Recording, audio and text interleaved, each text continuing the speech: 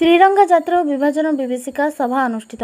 मयूरभंज जिला बामनघाटी उपखंड रायरंगपुर सहर में भारतीय जनता पार्टी पश्चिम मयूरभंज जिला तरफ 80तम स्वाधीनता दिवस पालन अवसर में त्रिरंगा जात्रा सहर में कराई लोकमानंकु जन सचेतनता कराଯାଇଥିଲା।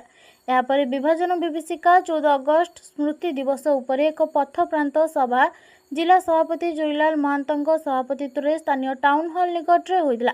एथिरे रायरंगपुर विधायक जलेन नायक, सारसकणा विधायक भाद भांसदा, राज्य कार्यकारिणी सदस्य नवीन राम, कृपासिंधु महांत, राज्य स्थायी निमंत्रित सदस्य संजीव महांती, जिला साधारण संपादक सरोज महांत, जिला संपादिका रंजिता महांत, मंजुलता गिरी, जिला युव मोर्चा सभापति आनंद कुमार राम, जिला युव मोर्चा साधारण संपादक शुभ्रजित कुमार पाल और जिला अनुसूचित जाति मोर्चा सभापति सुभाष बेहेरा प्रमुख जोग देइथिले। एसहित उक्त कार्यक्रम में पश्चिम मयूरभंज जिलार समस्त मंडल कर्मकर्ता कर्मी और संगठक उपस्थित थिले। मयूरभंज रायरंगपुर श्यामलेन्दु परिडाଙ୍କ रिपोर्ट, ओडिशा न्यूज।